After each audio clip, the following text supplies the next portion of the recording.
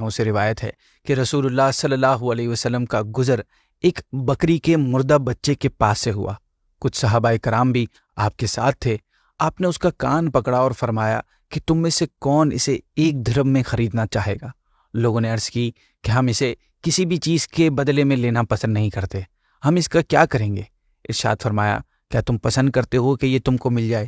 انہوں نے عرض کی، اللہ پاک کی قسم، اگر یہ زندہ ہوتا تب بھی اس میں عیب تھا کہ اس کا ایک کان چھوٹا ہے، اور جب کہ یہ مر چکا ہے تو کوئی اسے کیسے لے گا؟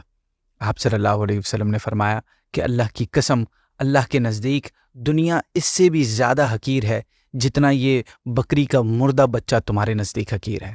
بعض باتیں سوالیہ انداز یعنی کوئسچننگ مینر میں سمجھانا فائدہ مند ہوتی ہیں۔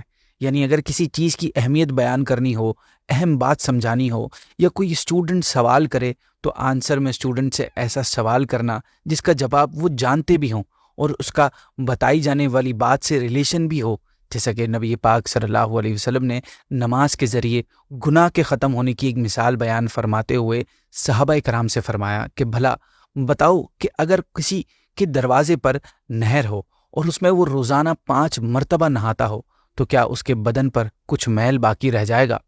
صحابہ کرام نے عرض کی کہ اس کے جسم پر کچھ بھی میل باقی نہیں رہے گا۔ آپ نے فرمایا، یہ مثال 5 نمازوں کی ہے کہ اللہ پاک اس کے ذریعے گناہوں کو معاف کر دیتا ہے۔ ناظرین، اگر کوئی نماز یا دیگر کسی بھی معاملے میں نالج نہ ہونے کی وجہ سے کوئی غلطی کر بیٹھتا تو آپ نرمی اور شفقت سے اس کی اصلاح فرماتے تھے۔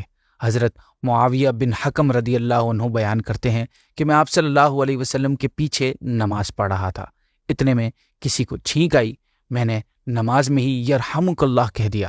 لوگ مجھے نظروں سے گھورنے لگے۔ میں نے کہا، کیا ہوا تمہیں؟ مجھے کیوں دیکھ رہے ہو؟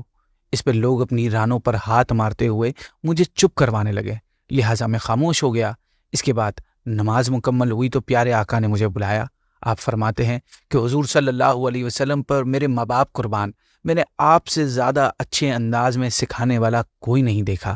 آپ نے مجھے نہ مارا نہ برا بھلا کہا، بلکہ فرمایا، یہ جو نماز ہے اس میں لوگوں کی گفتگو والی کوئی چیز درست نہیں۔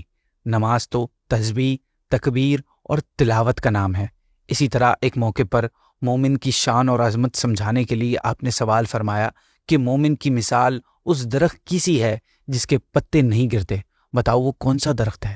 حاضرین مختلف درختوں کے نام بتانے لگے۔ حضرت عبداللہ بن عمر رضی اللہ تعالی عنہما بہت ذہین تھے، فرماتے ہیں کہ میرے ذہن میں آ گیا کہ کھجور کا درخت ہے، لیکن میں نے بتانے سے حیا محسوس کی۔ پھر حاضرین نے عرض کی، یا رسول اللہ آپ ہی ارشاد فرما دیجئے۔ تو آپ نے فرمایا